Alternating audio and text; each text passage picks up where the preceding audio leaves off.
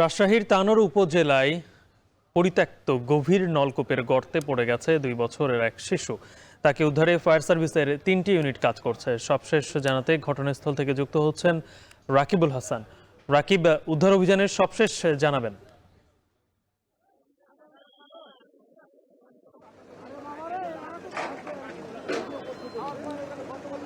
গালিব, এই যে মর্মান্তিক একটি ঘটনা, সেটি রাজশাহীর তানোরের পাচন্দর যে ইউনিয়ন, তার যে কোয়েলহাট পূর্বপাড়া, সেখানে আসলে ঘটেছে। এবং এইখানে যে বিল ছিল এই মাঠে, কিন্তু গেল বছর এই যে এই জমির মালিক, তিনি আসলে একটি বোরিং করেছিলেন, গভীর নলকূপ, যেটি ৩০০ ফিট পর্যন্ত আসলে গভীর। কিন্তু এখানে পানি না পাওয়ার কারণে সেটি আসলে আবারও মাটি দিয়ে ভরাট করে দেওয়া হয়। কিন্তু আপনি জানেন, গেল নভেম্বরে আসলে বৃষ্টি হয়েছে এবং এখানে প্রায় মাজার সমান পানি ছিল, যার কারণে এই যে নলকূপের যে গভীরতাটি, সেটি আবারও আসলে বেড়ে যায়।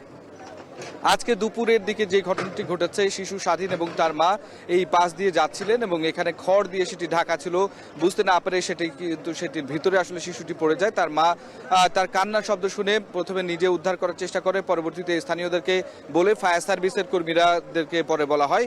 রাজশাহী এবং চাঁপাইনবাবগঞ্জ থেকে 3টি ফায়ার সার্ভিসের ইউনিট তারা উদ্ধার তৎপরতা চালাচ্ছেন। এবং যেহেতু এখন পর্যন্ত ফায়ার সার্ভিস বলছে প্রায় ৩৫ ফিট পর্যন্ত নিচে ক্যামেরা নামিয়েও আসলে শিশুটির কোনো খোঁজ পাওয়া যায়নি, যার কারণে ঠিক তার পাশেই কিন্তু আসলে ভেকু দিয়ে মাটি কেটে কিন্তু গভীরতা করা হচ্ছে এবং সেই নলকূপের যে গভীরতা, সেখান পর্যন্ত যাওয়ার আসলে চেষ্টা আসলে এখন পর্যন্ত আছে। আমরা যেটি দেখছি, প্রায় ১৫ ফিট মতো এখন পর্যন্ত আসলে খনন করা হয়েছে। বাকি খনন কাজ চলবে যতক্ষণ না পর্যন্ত আসলে সেই কাঙ্ক্ষিত দূরত্ব পর্যন্ত যাওয়া যায়। এখানে উপজেলা নির্বাহী অফিসার থেকে শুরু করে যে এখানে যে ফায়ার সার্ভিস কর্মীরা রয়েছেন, তারাও এখানে আছেন। এবং যেই নলকূপটিতে আসলে শিশুটি পড়ে গেছে, সেখানে কিন্তু সেটি